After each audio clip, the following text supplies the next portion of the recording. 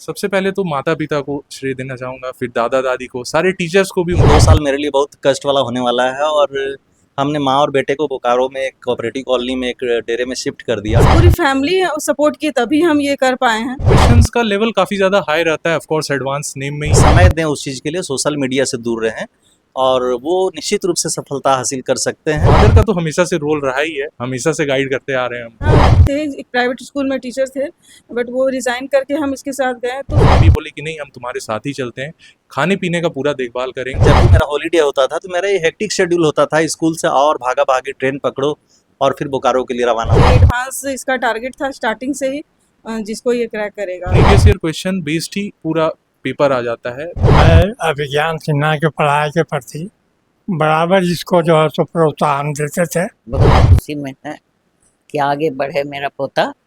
नमस्कार। कहते हैं मंजिल की तलाश में क्यों फिरा है राही, कितना अजीम बन कि मंजिल तुझे पुकारे। जी हाँ, आज आपको एक ऐसी सक्सेस से हम भेंट करवाएंगे जो कि पढ़ाई में लगातार नए नए मुकाम वो हासिल कर रहे हैं। 2022 में उन्होंने डीएवी से 10th पास की थी और आज उनका झारखंड के साथ साथ पूरे देश में काफ़ी नाम हो गया है और उसका कारण है जेईई एडवांस का रिज़ल्ट। बता दें कि आज से 2 दिन पहले जेईई एडवांस का रिज़ल्ट निकला था। उस दौरान इन्होंने 466वां रैंक हासिल करके अपने कोडरमा ज़िला के साथ ही पूरे झारखंड का नाम रोशन किया है। हमारे साथ अभिज्ञान सिन्हा हैं, आइए उनसे बात करते हैं इनके सफलता के पीछे क्या राज है और सफलता के साथ ही उस सफलता तक पहुंचने में इनको किस तरह की परेशानियों का सामना करना पड़ा। हमारे साथ अभिज्ञान, सबसे पहले अभिज्ञान जी आप अपने बारे में बताइए। देखिए तो सबसे पहले जब हम इसका प्रिपरेशन ही स्टार्ट किए थे, मतलब काफ़ी ज़्यादा डीमोटिवेटेड हम फील करते थे, कॉन्फिडेंस भी काफ़ी ज़्यादा लो हुआ करता था। लेकिन शुरू से ही हम डिटरमाइंड थे। क्लास 8 में ही जब हम थे, मेरा 8 बोर्ड में हम टॉप किए थे जोन में, तभी हम मतलब डिटरमाइंड थे कि हमको कुछ बड़ा करना है। और इनफैक्ट हम 8 क्लास 9th में सोच भी लिए थे कि आईआईटी की तैयारी करनी है। तो 9th से ही लगभग थोड़ा थोड़ा हम साइड से अपना एक्स्ट्रा बुक्स को पढ़ा करते थे।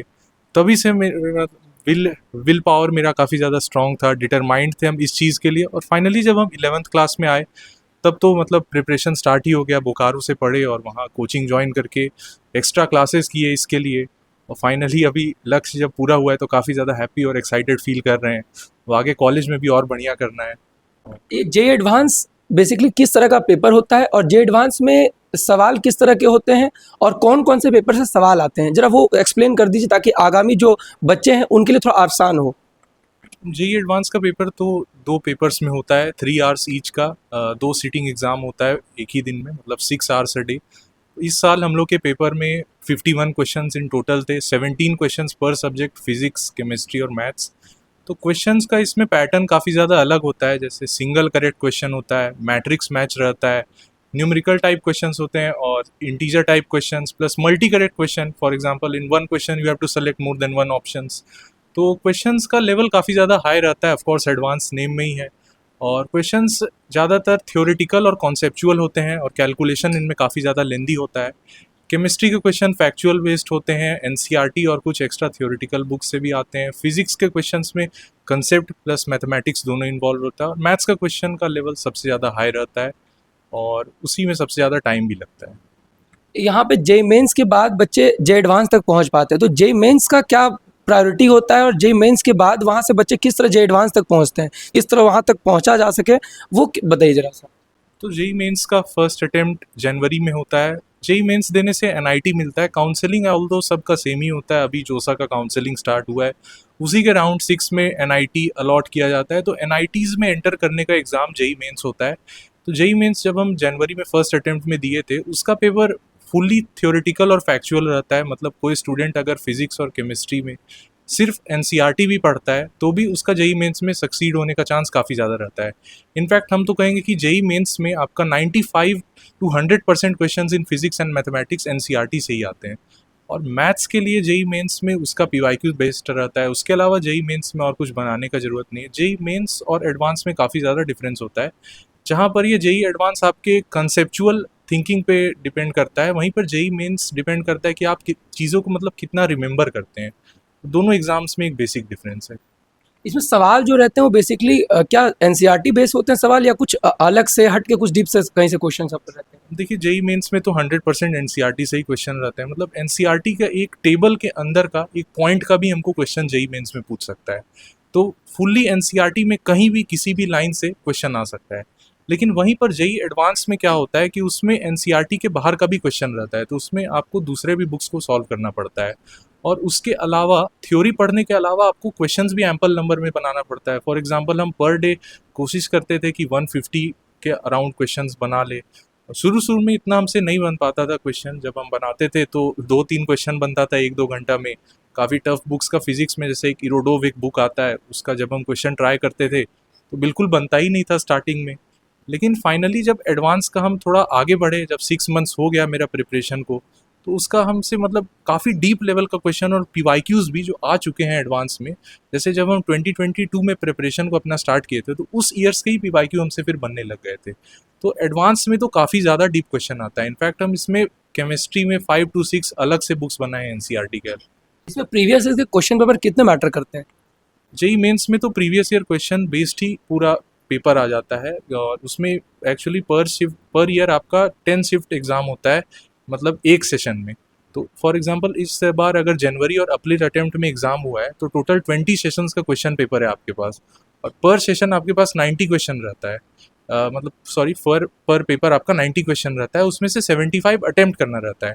तो आप वही सोच लीजिए कि पर ईयर ही कितना ज़्यादा क्वेश्चन उसमें मिल जाता है। तो अगर कोई स्टूडेंट पास्ट के 2 to 3 ईयर्स का भी 4 to 5,000 क्वेश्चन जेई मेंस के लगा लेता है, तो और उसके अलावा कुछ बनाने का ज़रूरत ही नहीं है जेई मेंस के लिए।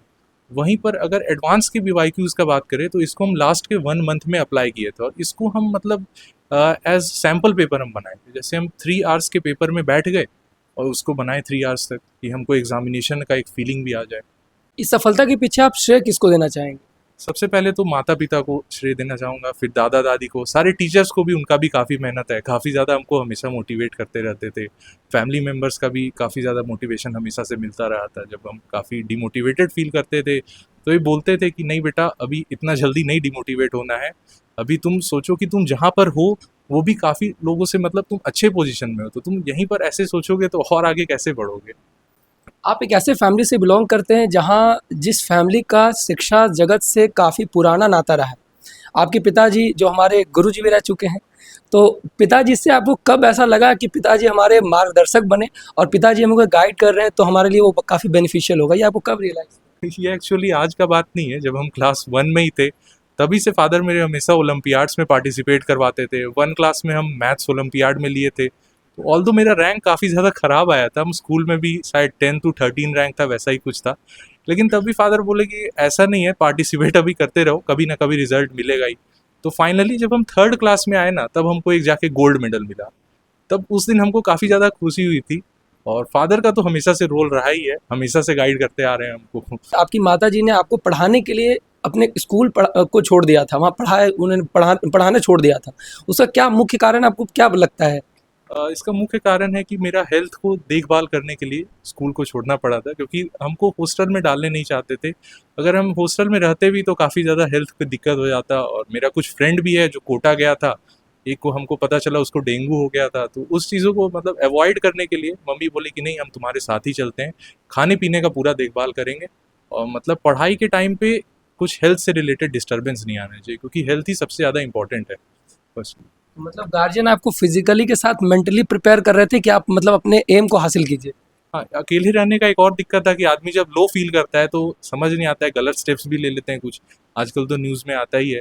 तो मम्मी का वो भी काफ़ी ज़्यादा रोल था कि कभी हमको मतलब गलत स्टेप लेने को नहीं करने देती थी, हमेशा मतलब मोटिवेटेड ही रहने देती थी। कभी भी हम लो फील करते थे, मम्मी से बात कर लेते थे, बिल्कुल मोटिवेट कर देती थी बोल के कुछ ना कुछ, कि ऐसे अभी क्यों सोचते हो तुम, टेस्ट में तो अच्छा मार्क्स आता ही है, 1-2 टेस्ट में ख़राब मार्क्स आने से थोड़ी तुम्हारा इतना दिन का मेहनत मतलब बेकार चला जाएगा।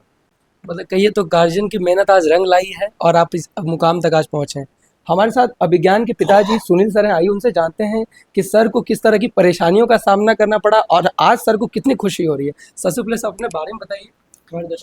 मैं यहाँ पे government city girls high school में इंग्लिश का टीचर हूँ, और जब मैंने ये डिसीजन लिया कि अपने पुत्र को बोकारो भेजना है स्टडी के लिए, फर्दर स्टडी के लिए, तो जी मेंस और एडवांस के लिए, प्रिपरेशन के लिए। तो उसी टाइम हमको लगा था कि ये 2 साल मेरे लिए बहुत कष्ट वाला होने वाला है, और हमने माँ और बेटे को बोकारो में एक कोऑपरेटिव कॉलोनी में एक डेरे में शिफ्ट कर दिया 2 BHK के फ्लैट में। और एवरी सैटरडे या जब भी मेरा हॉलीडे होता था तो मेरा ये हेक्टिक शेड्यूल होता था, स्कूल से आओ और भागा भागी ट्रेन पकड़ो और फिर बोकारो के लिए रवाना हो जाओ। फिर दूसरे दिन वहाँ रहने खाने का सारा इंतजाम, इन लोग का सारा चीज़ जुगाड़ करना, और फिर शाम का टिकट लेकर के ट्रेन पकड़ करके वापस तिलैया आना। तो ये मेरा 2 साल का रूटीन रहा है, जो फाइनली अब अंत हो गया उसका। और जो चीज़ के लिए हम लोगों ने इतना तपस्या की, उसका रिजल्ट आ गया है, और finally we are very happy. Sir अभी बच्चे जो प्रिपरेशन कर रहे हैं उनको क्या कहना चाहेंगे, उनको क्या मैसेज देना चाहेंगे?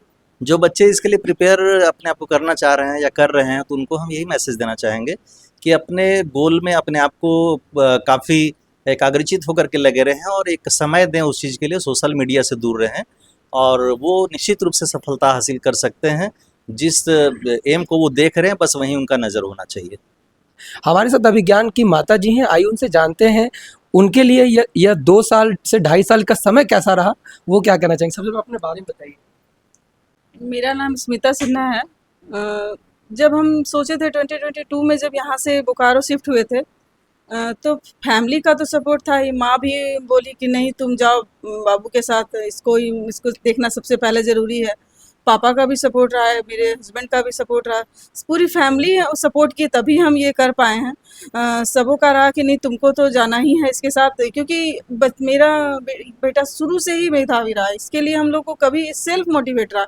हम लोग तो मोटिवेट इसको किए ही हैं, बट इसके अंदर से खुद ये जज्बा था कि हमको कुछ ना कुछ करना है। जब यहाँ 2022 में ये कोडरमा डिस्ट्रिक्ट टॉपर रहा है 10th बोर्ड में, इसका रिजल्ट आया जब जिससे पहले ही जेई का तैयारी स्टार्ट कर चुका था, हम लोग बोकारो शिफ्ट हो चुके थे। जब इसका रिजल्ट आया तो हम लोग को, ये उस समय कोचिंग में था, जब कोचिंग से आया तो मेरे हस्बैंड का कॉल आया कि इसका 10th का रिजल्ट आ गया है, तो चेक करो।